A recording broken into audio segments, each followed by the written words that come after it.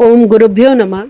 एक साधक का प्रश्न था कि माँ, हम इस संसार में रहकर कैसे मोह को त्याग सकते हैं, कैसे डिटैच रह सकते हैं, हमें क्या करना होगा।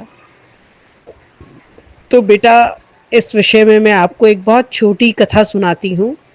आप सब ने राजा जनक का नाम सुना है, जो सीता माँ के पिता थे, भगवान राम के ससुर थे और मिथिलापति थे। राजा जनक को सब लोग विधेय जनक के नाम से भी जानते हैं। कहते हैं कि राजा जनक संसार में रहते हुए भी संसार में नहीं थे, परिवार में रहते हुए भी परिवार में नहीं रहते थे, इसीलिए उनका नाम विधेय पड़ा था। और ये प्रसिद्ध हो गया था सब जगह कि राजा जनक जैसा कोई ज्ञानी नहीं है। तो एक बार बहुत सारे जो ऋषि मुनि थे वो राजा जनक के पास पहुंचे और उन्होंने राजा जनक से कहा कि आप इस संसार में सारे भोग भोग रहे हो, राजा हैं, सब भोग हैं उनके पास, सब कुछ है उनके पास, फिर भी आप इसमें कैसे नहीं पड़ते हो, कैसे इन सबसे अलग रहते हो, कैसे आप डिटैच हो। तो राजा जनक ने कहा, अपने मंत्री को बुलाया, बोला जितने भी ये साधु सन्यासी आए हैं इन सबको महल में ले जाओ, बढ़िया 56 तरह के पकवान खिलाओ, और जब ये पकवान खा चुके तो कल सुबह इन सबको फांसी दे देना। जितने ऋषि मुनि साधु थे वो तो बहुत घबरा गए, डर गए कि अब क्या होगा, पर राजा की आज्ञा थी।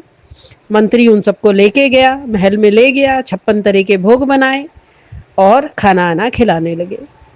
खाना आना खिलाने, अब ना वो खाएं, उनकी इच्छा ना हो मरने से पहले, तो वहाँ जितने सिपाही खड़े थे वो अपना डांट डपट के उन लोगों को खाना कि खाना पड़ेगा वरना यहीं मार दिए जाओगे।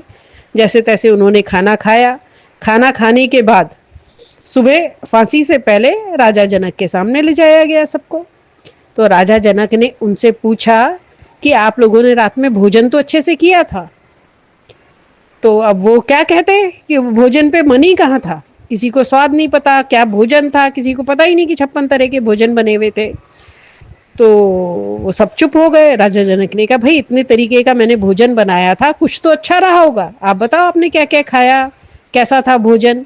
तो वो बोले कि हम इस भोजन को, हमें मृत्यु का भय था इसलिए हम भोजन का स्वाद तो ले ही नहीं पाए, इसलिए हमें पता नहीं, बस हमने खाया, हमें पता नहीं, और खाया भी डर के मारे, इसलिए हमें पता नहीं कि भोजन का स्वाद कैसा था।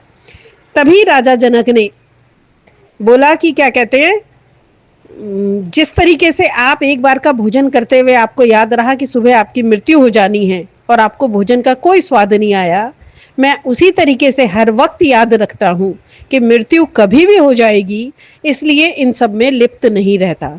जिसको हर पल मृत्यु का स्मरण रहता है कि हमारा जो जीवन है वो स्थायी नहीं है, कभी भी किसी भी वक्त हमारी मृत्यु हो सकती है, तो हम इस संसार में रहते हुए भी सिर्फ भगवान का स्मरण करते हैं और किसी चीज का स्वाद नहीं लेते हैं। ओम गुरुभ्यो नमः।